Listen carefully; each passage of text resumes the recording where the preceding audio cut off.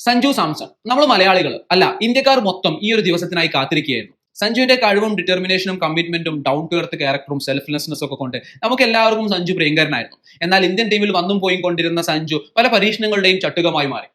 എല്ലാം അവസാനിച്ചെന്ന് കരുതിയതാണ്. കഴിഞ്ഞ New Zealand bilateral സീരീസിൽ 5 അവസരങ്ങൾ ലഭിച്ചിട്ടും വേണ്ട രീതിയിൽ ശോഭിക്കാൻ സഞ്ജുവിനാകുന്നില്ല. അതുകൊണ്ട് തന്നെ ലോകകപ്പിന് മുന്നോടിയായി നടന്ന 2 സന്നാഹ മത്സരങ്ങളിലും എല്ലാവർക്കും ബാറ്റിംഗിന് അവസരം ലഭിച്ചപ്പോഴും സഞ്ജുവിന് അവസരം ലഭിക്കുന്നില്ല. ഇത് ലോകകപ്പിലും തുടരുമെന്നും ലോകകപ്പിന് ശേഷമുള്ള ഇന്ത്യൻ ടീമിൽ സഞ്ജുവിന് ഇടം ലഭിക്കില്ല എന്നും പോലും കരുതി.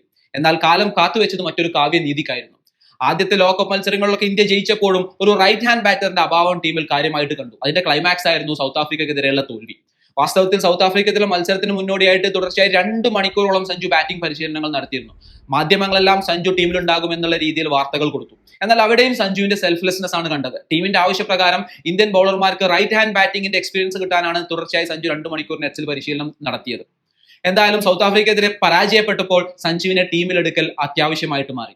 ആദ്യ മത്സരത്തിൽ സിംബാബ്വെക്കെതിരെ ഒരു ഗംഭീര തുടക്കം നൽകിയതോടുകൂടി ടീമിന് സഞ്ജു ഒരു ഒഴിച്ചുകൂടാനാവാത്ത ആവശ്യകതയായിട്ട് മാറി. അതിന്റെ ക്ലൈമാക്സ് ആണ് നമ്മൾ വെസ്റ്റ് ഇൻഡീസിനെതിരെ കണ്ടത്. ആ ഒരു ബാറ്റിംഗ് അതിലെല്ലാം ഉണ്ടായിരുന്നു. ഞാൻ വന്നത് ഒരു പോരാളിയായിട്ടാണ്, ഞാൻ തന്നെ ഈ മത്സരം അവസാനിപ്പിക്കുമെന്നുള്ള വളരെ മികച്ച ഒരു കാവ്യനീതി. സഞ്ജു, നിങ്ങൾ എല്ലാവർക്കും ഒരു മാതൃകയാണ്.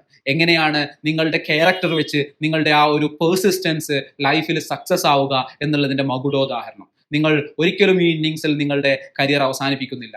ഇനിയും നിങ്ങൾക്ക് വലിയ ലക്ഷ്യത്തിലേക്ക് ഇന്ത്യയെ കൊണ്ടുപോകാൻ സാധിക്കട്ടെ എന്ന് പ്രാർത്ഥിക്കുന്നു. താങ്ക്